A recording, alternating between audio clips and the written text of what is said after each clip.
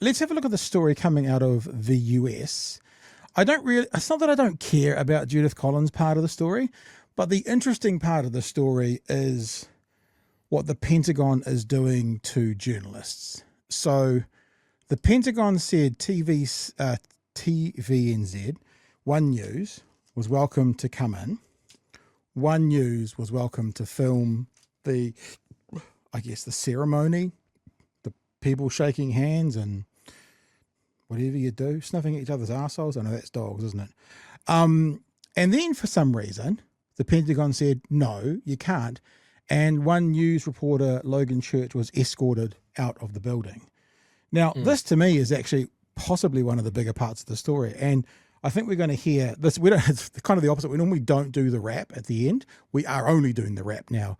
And I think they do say that Judith Collins didn't know. But if the minister did know, you would have hoped that they would have made a bit more of a stink about it. This is our representative from our public broadcaster. They need to be in here. This is not appropriate that they're not here. But as I said, I think that they say that she didn't know. So let's see what happened to Logan Church today. Logan, explain for us the wider significance of being blocked from the Pentagon today. Yeah, well, even though it came, Simon, as a surprise to me, the New Zealand Embassy and the minister herself. Is it just me, or does he look like he's shivering? Like the microphone going... He's got his Kathmandu on. Jacket right up Embassy to the top. And the minister herself. This is ultimately not about me getting access to a room. It's about wider concerns here in America, about a sense of a growing crackdown on press freedoms. Just to give you one example, this past Friday, almost the entire Pentagon press corps, from CNN to Fox News, handed in their credentials, emptied their office, and left the Pentagon after refusing to sign a pledge demanded of them by Pete Hegseth, which, if they signed, would require them to only... There was one company that signed it, and it was one of those One America Voice companies. Like Fox didn't sign. OAN is the only one that stayed. Fox didn't sign. Well, that means One America Voice didn't. OAN. So only one did. All the rest, including Fox, refused to. Reported information passed to them by official Pentagon channels. That means no talking to background sources, no informants, no whistleblowers. It's been described as an attack on not just the free press, but the democracy here as well. As for us foreign correspondents, well, we want to be in these meetings to give you guys an unfiltered view of not just what's said, but also the tone, the mood, the body language. And ultimately, I wasn't able to do that today because of a decision made by the Pentagon. So it very much feels like in America, a country that is changing quite quickly, Simon. Kia ora, Logan. I know. You can comment on this, too. I'm gonna go and find something that I looked up yesterday. Tell me your thoughts on that while I'm googling. Yeah, so I've kind of been following this as it's affected the major American networks, that mass walkout, and everybody is sort of just gobsmacked that Fox is included in that. Pete Hegseth put out a proclamation, a demand that press sign this declaration or pledge that they would essentially not release any information that isn't prior approved by the Pentagon. So they couldn't do news gathering. Essentially, they could only parrot what the Pentagon decides to tell them. Now, that has been a major shift in press freedom in the US. Basically, the press has had pretty open access to the Pentagon since the 50s because the US military can see the utility in having press there and having them, get their talking points. But it has always been a give or take. They have always had to have particular clearances. They have always been sort of barred from classified material or classified areas. And every now and then there has been a whistleblower that has gone, hey, look, there is bad shit going down. And it seems that Pete Hegseth wants that to stop. And the press has gone, well, we're not signing that. We're out. So now there's almost there's no eyeballs in the Pentagon. No ability for the American people to really know what's going on inside that building. I'm watching 1923 at the moment, and I haven't unfortunately found the exact one that I was looking for, but there's an episode in 1923 which is the Yellowstone prequel, where I don't know all the characters' names. I'm not very good at holding characters' names, but she's married to one of the Dutton boys who's coming back from war, and she's English, and she's a Sussex. What's your surname? Of Sussex. So that's her. She's a high-ranking English lady who's married the American off in Africa or something, and then she's been separated. So she's come from London. She had to go kind of via the lower decks because she's just run away from her family. She doesn't get to go in the first class. Gets to America, goes into the you don't have the rights to come here, so you're off to Ellis Island, and then they portray what happens to people who are immigrating to America, who were the Irish, the low class, they didn't have visas, they were just turning up what they went through. Now, from my research, they did over dramatize it a lot because she was stripped naked, she was basically inspected internally.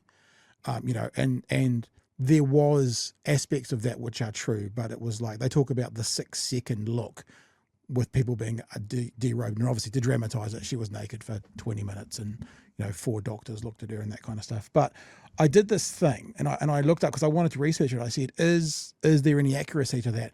And I haven't been able to get the exact response that I got then. But the response I got, one of the lines she says in it is, this is supposed to be the home of the free, I've never felt less free than I do right now as she's trying to enter America.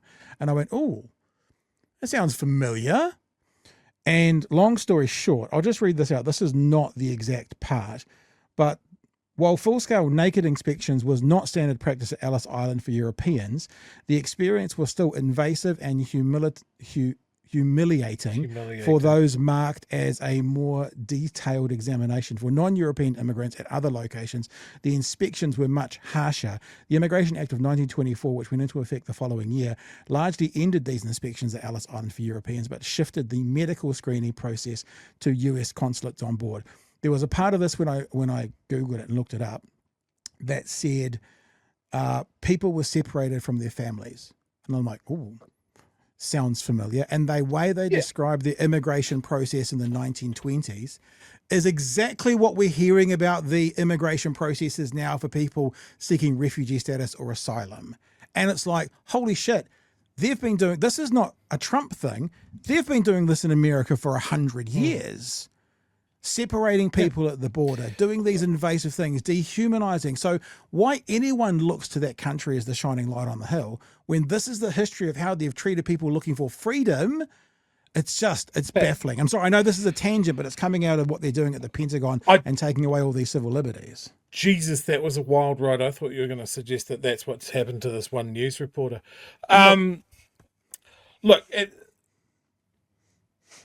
History gives context, one of my favorite sayings. Hitler's Germany and their racial purity programs were very much riffing on ideas that America was doing. They were full on into eugenics. They were full on into the manifest destiny of white Europeans. As much as America likes to hold itself up as the shining city on a hill, there is a dark side to that hill. There always has been. Yeah. Now, one of the things that I appreciate about America is they've always had that aspirational city on a hill, right? Yeah. Everybody has their good angel and their bad angel. There's nothing wrong with America thinking that they can be a bastion for freedom, because they can. There are good ideals in the American system, but there are also demons, and it seems at this stage the American apparatus, the government, is giving into those demons, and it is terrifying. To get back to talking about the press en masse leaving the Pentagon, they are doing that at a time when the US president, with very little oversight and very little handbrakes or anything to slow him down, is deploying US troops to US cities that are seen as being democratic strongholds. it is very, very scary. And the people that I talk to in the States, it has gone past that sort of exasperation of like, I don't like this president very much, but we've just got to get through it, to a little bit more closer to, I don't know if we're going to get through it. Yeah. Or at the end of this, I don't know what's going to happen. Is Trump going to die in office? What happens then? Yes. Is he not going to leave the White House if he loses an election? We don't know. We don't know. The biggest criticism from the No Kings protests was him sharing videos of him being a king. Yeah. And shitting on protesters. That's the other thing. And shitting on American plane. Yeah. voters. Yeah. Like it's and yeah, as I've always said, if things go south, further south in the US, this becomes a problem for us all. Yeah. I would almost wager anything that he will not be alive in 3 years from now. And I'm not saying that's anything nefarious. He's not going to last. I can't see how. But as to his intentions, someone said once, you don't start a 6 or 8 year building plan for this new ballroom thinking you're going to leave the White House in 3 years from now. Like, why would you start this big process to then just leave your job, leave your baby for someone else to take credit for when you're an egomaniac narcissist? Yeah, it's terrifying. It's terrifying. And look, Chewie, I mean, we can echo this from your own experience. You didn't go to America to see your favorite band's final tour because you were concerned you'd get turned back at the border because of or worse, what is happening right now. Well, worse would be you'd be in a detention center for a week and then get sent home. Because that wouldn't even be worse. That's realistic. They're not literally putting you on the next plane. So you're in a detention center for a determined amount of time. And mind you, if you'd have done that, that would have been good press for the podcast, bro. Did you think about it at all? We would have got. I'm clearly not a team player. Hey, I know we need to move on to something else. I do want to highlight something I saw on Reddit today. We're actually good. I've got one more story, and it's 20 past. Okay. We're fine, bro. Yeah. I do want to highlight this because I think this kind of touches on both sides of what I'm sure we and the people listening will be thinking of. And it was a topic that popped up in the New Zealand subreddit. Is anybody else sick of America and Americans? And it goes on, okay, I'm kind of fed up with a few things. Our media is continuously clogged up with American social media garbage. We have certain trashy New Zealand public figures like Brian Tamaki and Seymour mimicking Republican talking points and US political figures for cheap clicks and coverages. We have apologists here and Dodge Ram drivers, for fuck's sake. We have Americans coming into this sub and coming over here because they collectively own gold, what was arguably the greatest democracy ever created, by installing a failed property developer with the greatest set of powers that anyone can have. I'm over it. I'm firmly of the belief that soon all US citizens will be treated like German citizens after World War II, i.e. didn't matter who you voted for, you can't be trusted or relied upon down to the society that you are part of. Is it just me, or am I just too grumpy and judgmental? And I read that and I went, oh, holy shit. But I'm also going to read this comment here because this rings very true for me. Having spent some time there and know a few, I pity most Americans.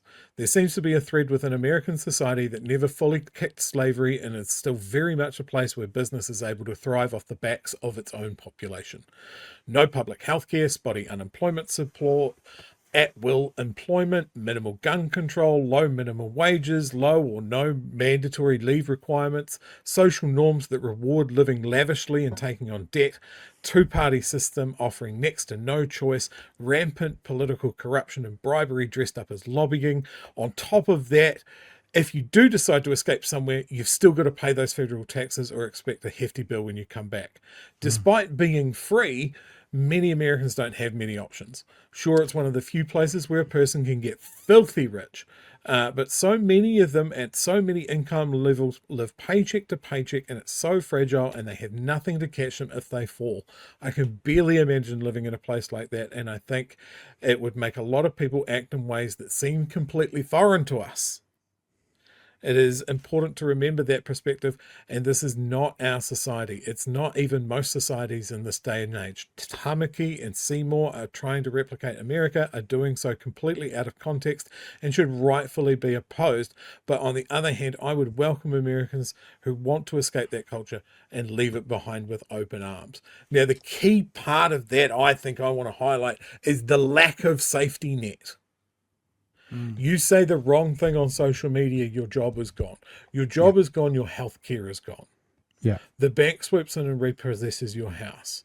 Now, if that's how shaky the popsicle sticks that are holding up your life, that might be pretty good. You've got a new leased car in the driveway, you're making your mortgage payments, you've got the perception of a good middle-class life. That can disappear like that. You get injured, you can't work, your healthcare goes away.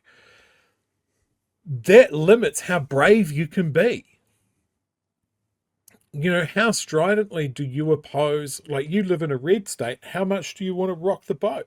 Maybe your boss is a down to the bone Republican who won't brook that and will just sack you on the spot.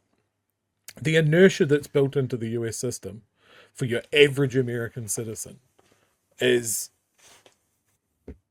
unstoppable. It's I hear that first one that you read out and I kind of go, yeah, sick of it. But then I think about people I know, have podcasted with or kind of want to podcast with over there who are fighting the good fight. So it's never all of them. But it's funny, I still agree with that first thing you read out, even though I know it's not all of them. So I guess that goes to show, I mean, at the end of World War II, where some people are going, we know that there's some good Germans, but even though, Schindler, you did the right thing, you're still going to be tarred with the same brush as all the others purely because you're German. Like, you can find images of big German workers' protests against the Nazi Party. People did stick their head up above the parapet and say, this seems like a bad way that we're going. And the parallels between those images that are doing the rounds at the moment. Now, I'm talking about very brave people that literally are waving the Nazi flag with the swastika crossed out. Yeah, wow. Sort of thing. So they were definitely standing up and going, well, this is bad. I don't think they realized how bad it was going to be, because that was in something like 1934. Are we at our equivalent of 1934, or is it a little bit later than that? 37, maybe? But you look at the No Kings protests, right? That's the biggest protest action. 7 million people. And the thing that I thought is, man, this would really have some legs if it was one person, one vote over there. Yeah. And it's not. Yeah. So if those people are in a blue state, well, cool. It's the ones in the red states that count. And are they going to get gerrymandered to fuck? Well, are they going to get voter suppression? It's not the ones in the red states. It's ones in about 3 or 4 states. Yeah. And when you break that down, it's one of those 3 or 4 states. It's the votes in 3 or 4 counties within those states. Even the last time round, it was like 100,000 votes over 7 counties, even though it was a disproportionate win overall, because you either get all the votes or none of the votes. So it's just not. It's a terrible system, and the problem is the Republicans are never going to change it. And to change it, you'd need a supermajority because it's constitutional, and they should just. I mean, like, I wonder how many Republicans live in California and their votes are worthless because they live in California. So it would be really interesting to know if you went to, proportional Congress people, proportional senators, because obviously, if people aren't aware, some of the smaller states have like 2 or 3 senators, whereas California's got 2 or 3. So proportionally, it's completely out. If they went to proportional senators and just one vote, one person, one vote, and there's a tally at the end of, let's say, 10 million people vote, well, it wouldn't be that, would it? It would be 100 million. 100 million people vote, it's going to be 51 million to 49 million. there's your president, no matter where they come from. That seems to be, again, this mixed message, this oxymoron of the freest country in the world with the most imprisoned people, with the worst way to vote for a government, with so many disenfranchised votes depending on where you live. It's all these oxymorons that just butt up against each other. So much money in their politics, so much inertia built into their system that the average person can't change. But once people have power, they can certainly change it. And I think always, no matter how alien the system is or how different the society or the cultural lessons that there are for New Zealand, we have to be aware of these things as well. So, economies and of scale, especially with the UK, especially with the UK, because societally we're closer to them. But you look at what's happened over there with the Reform Party, you have a general dissatisfaction with the two major parties. And then an upstart party, remember they won Brexit. Brexit was seen as a protest vote that just massively backfired. And now there is a party from Nigel Farage, who should have been strung up from a telephone wire for that. He's getting more and more popular, and they have first past the post. Yeah. Yep. Terrifying. So, yeah. And that's all anti-immigration, Johnny Foreigner's got to go. Real ugly stuff, just like we're seeing in the US as well. Yeah. And we will see people that latch onto that here in our political sphere and say the same things. You know the people that do it, and they'll just be emboldened by what they're seeing overseas, which they see a tactic and they see results. They see who it's working with. Starfish says list of people who've destroyed the White House since 1811. 1, Canadians, 1812. 2, Donald Trump, 2025. Gold says the US podcasters, my US podcasters, are mostly atheism, politics, skepticism. Would they have an asylum claim in New Zealand? NSPM-7 allows them to be flagged as terrorists. I remember, and I know people have some different thoughts about David Packman right now, but when Trump got in first time, I was talking to him and saying, there's always a space over here, bro. We can set you up. Obviously. Well, one of the commentators that because of my interest in military stuff, there's a guy that I follow on YouTube called Preston Stewart. I think he's a former combat veteran, certainly a former military member. He mainly comments on stuff around Ukraine and various other military things. To watch his change over this administration to what Pete Hegseth is doing to because he's going, well, maybe we just don't understand what Trump's end game is. He has come away from that in very recent times and going, I can't see a tactic here. I can't see a sane leader. He was out during the No Kings protests going, one thing that I hope gets highlighted, and it hasn't been, is the amount of military veterans that were part of that parade, that protest. And I think he was broadcasting from somewhere in Texas. And he commented on the amount of military veterans that were there saying, I took an oath to defend the Constitution, not a president. And some people over there take their oaths very seriously.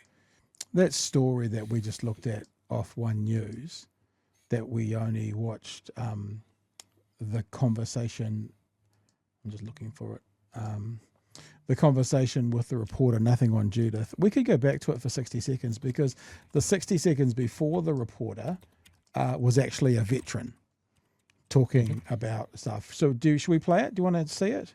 Yeah. It's probably not even 60 seconds. We're on a tangent, but let's go for it.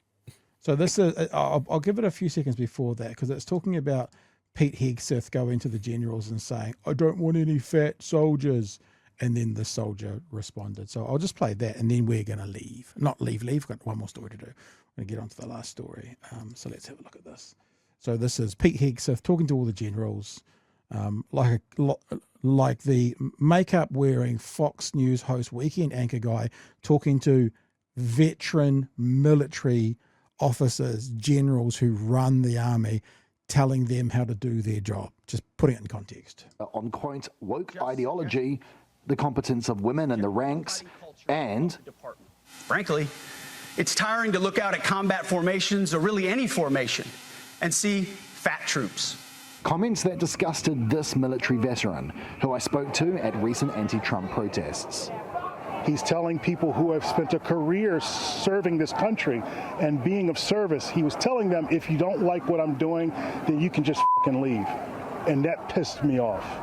America has played big brother to a lot of countries. And yes, because we have that power, what we're failing is the responsibility that comes with that power. I think he is someone. Yeah. So that's that was just echoing because you brought up veterans at the rallies. There was one. All right. The Lytton says that MacGyver had an episode in America with neo-Nazis. And I thought, really? So I just looked it up, how MacGyver defeated the Nazis and predicted the future. So that's probably the one you're talking about, predicting the future. The other ones, I'd say Man in the High Castle. Read that book, watch that Amazon TV show. It's amazing. And who watched Peacemaker Season 2? Not I. I love Peacemaker, so if anybody's watched Season 2, they'll know what I'm talking about there. But yeah, America sliding into fascism. Look, if the Japanese hadn't attacked them in World War II, I don't know what side they'd be on.